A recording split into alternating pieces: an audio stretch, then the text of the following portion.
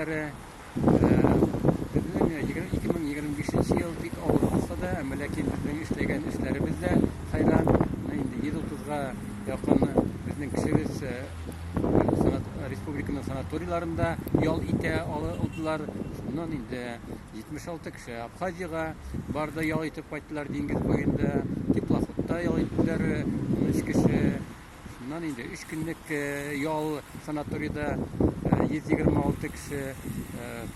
Мондый эшләр башкарыла һәм инде ул дәвам ителер дип уйлыйм мин. Шул вакытта без үзебезнең тәҗрибә белән уртаклашабыз. Безнең районга килеп киттеләр Мамадыш районыннан. Шул вакытта без үзебез барып кайттык Кукмарага. Анда үзебезгә кирәк дигән тәҗрибәне алып, менә шуны кулланырга планлаштырабыз инде.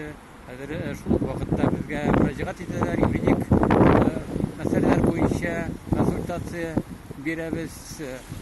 Алдагы елда да шулай иттереп сау-сәламәт булып, һәрберегезгә гаиләгездә иминлек, менә инде нәрсә дип әйтсәң дә Россия президентының указлары бар 12-18 елда.